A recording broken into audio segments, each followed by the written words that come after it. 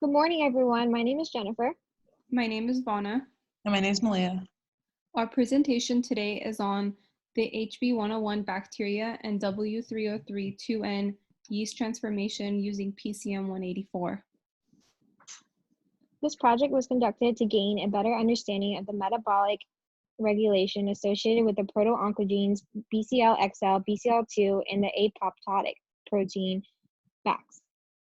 The purpose of our project was to transform and purify the PCM184 plasmid, which will serve as a control that can be compared with the expression of the BCL2, BCL-XL, and BAX proteins.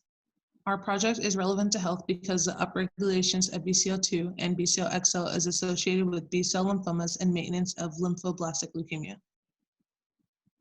The PCM184 plasmid will shuttle from a bacterial plasmid to a yeast plasmid. The bacterial plasmid was used for replication purposes and not for expression, which was then transferred to a yeast to allow for the inducible expression of recombinant genes. The expression of the gene of interest would be induced in the absence of doxycycline. In other words, when doxycycline is present, the promoter will be repressed and there will be no expression of recombinant BCL family proteins.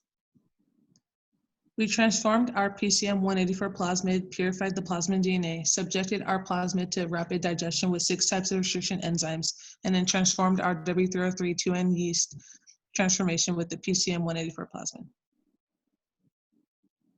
Our transformation efficiency using a single colony of HB101 bacteria to transform PCM184 was determined to be approximately 37 transformants per microgram. To obtain our isolated and purified PCM184 from our HB101 transformants, the GeneJet plasmid mini prep kit from Thermo Fisher was used. The PCM184 plasmid DNA samples obtained from our 3 ampicillin-resistant clones were subjected to digestion and restriction using the fast digest restriction enzymes from Thermo Fisher.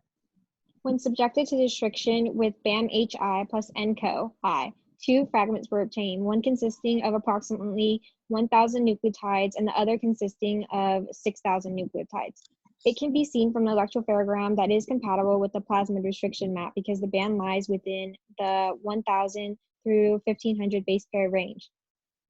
As shown from the data obtained, clone 1 was used for yeast transformation since it had the highest concentration of 150 nanograms per milliliter compared to the other 2 clones. W303-2N yeast colonies were transformed and grown in order to observe the expression of protein not native to yeast as encoded in our PCM184 plasmid.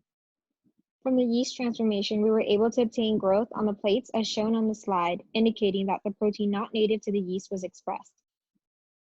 The overall objective of our project was to gain a better understanding of the BCL family proto-oncogenes. Our original goal was to use our yeast transformation product as an empty control plasmid and compare it with the results of our peers to test and observe if there were any differences. The low transformation efficiency of PCM184 indicates that it may not be an efficient plasmid to utilize. The accepted range is generally between 8.0 times 10 to the second and 7.0 times 10 to the third transformants per microgram of DNA. From our protein assay, our plasmid's role can be used to test any potential cytotoxicity that is conferred by the repressor doxycycline. Doxycycline is stable and degrades slowly, which can be toxic. Therefore, for future studies, we would perform a spotting assay to look for the potential cytotoxicity of doxycycline, which is induced by removal. Several factors from animal and plant bacteria have been expressed in yeast up to date, and the growth inhibition phenotypes caused by several of them were used to identify processes or pathways that they target. In addition, effector toxicity in yeast has been successfully determined to identify novel bacterial effects in past research studies. In the future, effector-induced growth inhibition phenotypes may be used to discover and innovate new drugs for compounds that may suppress the toxicity of effectors in yeast. This work was supported by Fresno State and we were guided by Dr. Dijon. Thank you for listening to our presentation.